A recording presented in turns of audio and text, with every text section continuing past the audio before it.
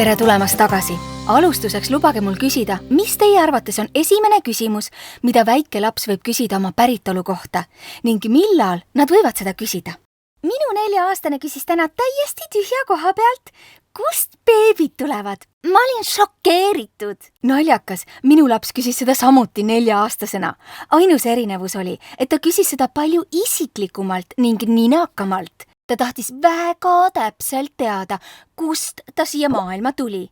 Ma olin hämmingus. Hästi, kui ma teist õigesti aru saan, siis te mõlemad arvasite, et küsimus puudutab seksi. Aga kui me seda küsimust lapse tasandilt vaatame, siis me avastame, et küsimus, kust ma tulin, puudutab tegelikult lapse suhet aja, ruumi ja maailmaga.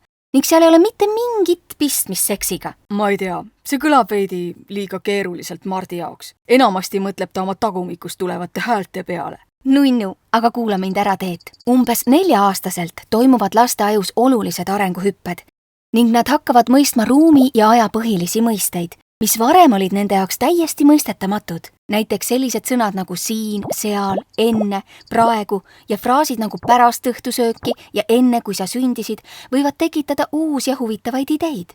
Näiteks eelmisel õhtul ütles isa mulle, et ma pole sellel pildil, mis on emmest ja issist söögitoas sellepärast, et see tehti enne minu sündi. Kuna ma olen nüüd siin meie peres olemas, siis tõenäoliselt pidi olema aeg, kus mind ei olnud. Seega ma arvan, et lähen küsin isalt uuesti, kus ma olin enne, kui ma sündisin. Ehk küsimus, kust ma tulin, ei ole seotud seksiga, see on seotud aja ja ruumiga. Arusaadav. Lisaks mulle meenub, et mul oli hiljuti sama vestlus ülikoolis. Aga mida ma neile siis ütlema peaksin, kui nad küsivad? Kuna see on kus küsimus, siis proovigi vastata selles stiilis. Näiteks sa ju tead, et kõik inimesed on algselt beebid, eks?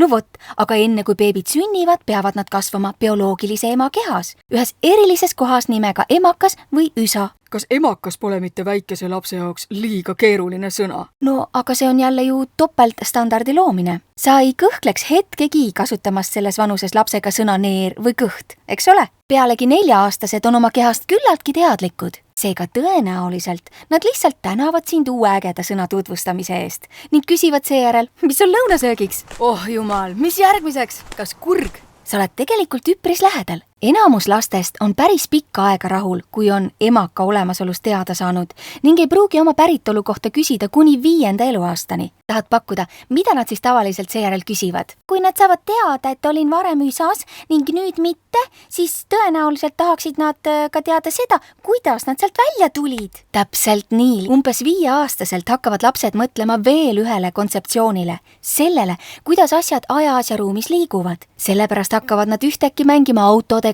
veokitega ning kelladega. Seega ei tohiks me olla sugugi üllatunud, kui ühel päeval nad küsivad, et kui beebid tulevad ühest erilisest kohast meie kehas, siis kuidas nad tegelikult sealt välja tulevad. Informatsioon, mis neil puudub, on see, et emaka ja välismaailma vahel on üks oluline ühenduskoht. Siis on ideaalne hetk tutvustada neile sõna tupp. Ja mina arvasin, et sõna emakas oli keeruline.